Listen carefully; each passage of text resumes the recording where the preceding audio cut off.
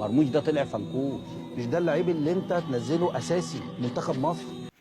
حد فاكر التصريح ده؟ عمر مرموش طلع فنكوش اللي مانشستر سيتي راحت دفعت فيه 70 او 75 مليون يورو. فنكوش اللي كان بينافس على هداف الدوري الألماني، اللي عمل مستويات عظيمة جدا.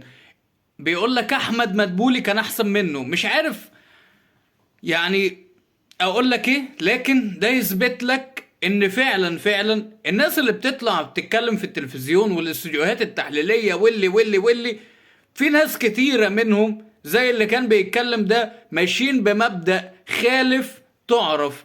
امبارح كان ابراهيم فايق كان معاه محمود فتح الله واحمد جعفر وشريف عبد الفضيل ورضا شحاتة، مش عارف يعني، وكان في حد كمان مش عارف حد فيهم قالك لو مرموش كان بيسمع للناس اللي بتتكلم عليه هنا في مصر ما كانش هيطلع خطوتين لقدام. وبصراحة دي جملة من اعظم الجمل اللي اتقالت، ودي تثبت لك ان فعلا في ناس كتير جدا جدا بتطلع في الاعلام وفي التلفزيون.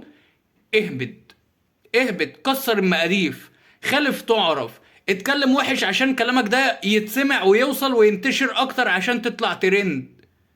لكن ان احنا ندعم وان احنا نزق وان احنا نثق في الناس اللي مننا والناس اللي تبعنا عشان نزقهم نديهم دفعة معنوية ان هم يوصلوا لاكتر واكتر، لا مفيش الكلام ده.